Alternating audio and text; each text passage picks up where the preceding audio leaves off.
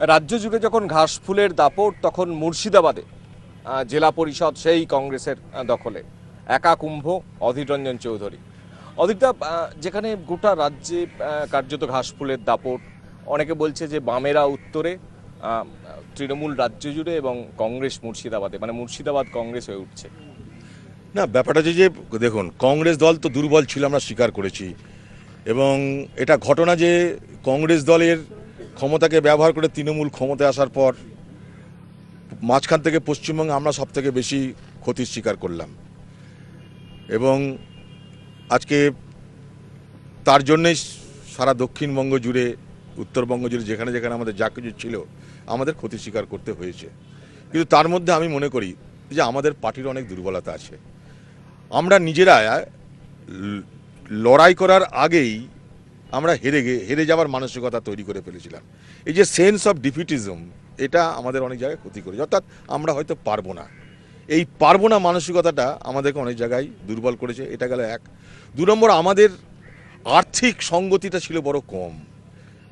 আমাদের একটা নির্বাচন করতে গেলে এক প্রদেশকে বা জেলাকে যে ধরনের আর্থিক সহযোগিতা করা দরকার পড়ে, সে আর্থিক সহযোগিতাটা আমরা সেভাবে পাইনি। স্বাভাবিকভাবেই এই বিরাট শক্তির সঙ্গে লড়াই করে আমরা উঠতে পারিনি। আমরা এটা স্বীকারই করছি যে কংগ্রেস অন্তত হেরেছে। কিন্তু একটা কথা তার সঙ্গে সঙ্গে বলবো যে পশ্চিমবঙ্গে অন্তত জোট না করে কংগ্রেস হারুক, তাও ভালো, হারলেও ভালো, কিন্তু কংগ্রেস হারিয়ে যাবে না, কারণ জোটটা করেনি। তাই ধরুন, কার্যত মালদায় গনি খান মিত কার্যত ফিকে, বা দীপা দাস মুন্সি আর এক কেন্দ্রীয় মন্ত্রী, সেখানেও কংগ্রেসের কার্যত ভরাডুবি। সেখানে অধীর চৌধুরী গতবারের থেকে, মানে সিপিএম এর কাছ থেকে কার্যত জেলা পরিষদ ছিনিয়ে নিয়েছে এবং একটা ব্যবধান নয় 16টা ব্যবধান বাড়িয়েছে। এটা কি করে সম্ভব যে মুর্শিদাবাদে যেটা হয় মালদায় একটু দূরে সেটা হয় না কেন? বিষয়টা যে আমরা মুর্শিদাবাদ জেলা যারা কংগ্রেসটা করি, আমরা সবসময় আন্দোলনের মধ্যে দিয়ে কংগ্রেসটাকে বাঁচিয়ে রাখার চেষ্টা করি। আমাদের কংগ্রেস মুর্শিদাবাদ জেলা শুধুমাত্র নির্বাচনমুখী কংগ্রেস নয়। অর্থাৎ নির্বাচন এলো, কংগ্রেস জাগলো, নির্বাচন শেষ, কংগ্রেস ঘুমিয়ে গেল, সেই কংগ্রেস মুর্শিদাবাদে হয় না। মুর্শিদাবাদে আমরা বিভিন্ন রকমের আন্দোলনের মধ্য দিয়ে আমরা মানুষের কাছাকাছি থাকি। এবং মুর্শিদাবাদ জেলার কংগ্রেস খুব পলিটিক্যাল কংগ্রেস। স্বাভাবিকভাবে এটা সম্পূর্ণভাবে আমি মনে করি একটা রাজনৈতিক কর্মীদের সমবেত প্রচেষ্টায় একটা রাজনৈতিক সংগঠনের জয়, অন্য কিচ্ছু না এর পিছনে কারণ। মানে এই বার্তাটা কি আপনি মানে আপনি শঙ্কর সিংহ বা শঙ্কর সিংহ বলেন, এটা তো সাধারণ বার্তা। আমার অল ইন্ডিয়া কংগ্রেস কমিটি এই কথা বলে যে ভাই সংগঠনকে শক্তিশালী করো, নির্বাচনমুখী পার্টি করো না। সংগঠন শক্তিশালী না করলে, মানুষের জন্য আন্দোলন না করলে মানুষ পাশে থাকে না, তার তো প্রমাণ।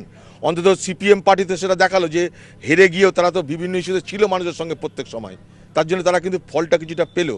আর সেই সঙ্গে সঙ্গে কংগ্রেসের শক্তি, কংগ্রেসকে মানে হত্যা করতে গিয়ে, ডেসিমেট করতে গিয়ে মাঝখান থেকে সিপিএমের আরও বেশি হাত শক্ত করে দিল তৃণমূল। সারা পশ্চিমবঙ্গে তৃণমূলের লক্ষ্য কংগ্রেসকে শেষ করো। কংগ্রেসকে শেষ করতে গিয়ে তাতে কেননা যদি সিপিএমের শক্তি বৃদ্ধি হয় তাতে তাদের আপত্তি নাই, এটাই তো হলো। আরেকটা বিষয় হচ্ছে জেলা পরিষদে যে দাপট কংগ্রেস মুর্শিদাবাদে দেখিয়েছে, পঞ্চায়েত সমিতিতে সে দাপট দেখাতে পারেনি, তুলনায় বামেদের তুলনায় আসন কম, এবং পঞ্চায়েতেও গতবারের তুলনায় আসন কম। এটা কি করে সম্ভব, বা এটার কারণটাই কি? কারণটা হচ্ছে এইটা যে মুর্শিদাবাদ জেলায় যেটা হয়েছে সেটা যে নিচের স্তরে তৃণমূল এবং সিপিএম এর মধ্যে বহু জায়গায় হয়েছে অ্যালায়েন্স। আপনারা দেখবেন বেশিরভাগ ক্ষেত্রে হাং হয়ে গেছে। আমরা গতবার ধরুন 147টা গ্রাম পঞ্চায়েত পেয়েছিলাম, কিন্তু জেলা পরিষদ পাইনি। এবার আমরা হয়তো গ্রাম পঞ্চায়েত কম পেয়েছি, কিন্তু জেলা পরিষদ পেয়েছি। কারণ মানুষ একটা বিচার করেছে ভোটের সময় যে কোন জায়গায় কাকে ভোট দেওয়া উচিত। আমাদের যেখানে যেখানে গ্রাম পঞ্চায়েত ছিল সেখানে আমাদের পারফরমেন্স ঠিক ছিল না, সেখানে হয়তো আমরা দুর্নীতির সঙ্গে জড়িত ছিলাম, সেখানে হয়তো আমাদের ঔদ্ধত্য তৈরি হয়েছিল, সেখানে মানুষের সঙ্গে আমরা ঠিকমতো সম্পর্ক রাখতে পারিনি। মানুষ তার শাস্তি দিয়েছে, মানুষ তার জন্য সাজা দিয়েছে। আমি মনে করি মানুষ বেশ করেছে, এটা দরকার ছিল। আবার ঠিক জেলা পরিষদের ক্ষেত্রে মানুষ দেখেছে জেলা পরিষদটা কংগ্রেস হাতে দেওয়া দরকার, কারণ এর আগে যখন জেলা পরিষদ কংগ্রেস পরিচালনা করেছে তখন মুর্শিদাবাদ জেলার ডেভেলপমেন্ট করেছে। তার মানে এটা হচ্ছে মুর্শিদাবাদ জেলার মানুষ কিন্তু আজকে উন্নয়নমুখী মানসিকতাকে প্রাধান্য দিয়ে ভোটে অংশগ্রহণ করেছে। আরেকটা বিষয় যে দেখা যাচ্ছে মুর্শিদাবাদ ছাড়া অন্যান্য জায়গায় কংগ্রেসের ভরাডুবির কারণ সম্পর্কে অনেকে বলছে যে সবকিছু কংগ্রেসের নির্বাচনী প্রচারের মধ্যমণি ছিলেন মমতা বন্দ্যোপাধ্যায়, তার বিরোধিতা, সরকারের বিরোধিতা। এই ফাঁকে সিপিএম এর যে মানে বিরোধিতার জায়গাটা এত আলগা হয়ে গেছে যে তাদের পক্ষে সেই জায়গাটা নিয়ে অনেকটা সোজা হয়ে গেছে, যেটা শুদ্ধিকরণ না করেও শুদ্ধিকরণের পর্বে চলে গেছে তারা। এখন ব্যাপারটা হচ্ছে সেটা কোনো পার্টির ত্রুটি হতে পারে। কেউ তো বলেনি, আমাদের তো সর্বভারতীয় কংগ্রেস তো বলেনি যে ভাই সিপিএম বিরোধিতা করো না। আমরা তো সিপিএমের 34 বছর বিরোধিতা করেই ক্ষমতায় আসার কথা বলেছি। তার সঙ্গে সঙ্গে বর্তমানে সরকার, দুটোই সমালোচনা করতে হচ্ছে আমাদেরকে। কিন্তু পশ্চিমবঙ্গে যেখানে ধরুন মাত্র 2 বছর ক্ষমতায় এসেছে, ক্ষমতায় আসার পর যে ধরনের তারা টেরর স্ট্রাইক করেছে সারা পশ্চিমবঙ্গ জুড়ে, সেখানে কংগ্রেস হারার আগেই হেরে গেছিল। একদম বাংলা কথা এটা, হারার আগেই আমরা হেরে বসেছিলাম, কারণ আমরা ক্যান্ডিডেট দিতে পারিনি। এটা সাংগঠনিক দুর্বলতা, আমাদের সাংগঠনিক দুর্বলতাকে স্বীকার করতে হবে।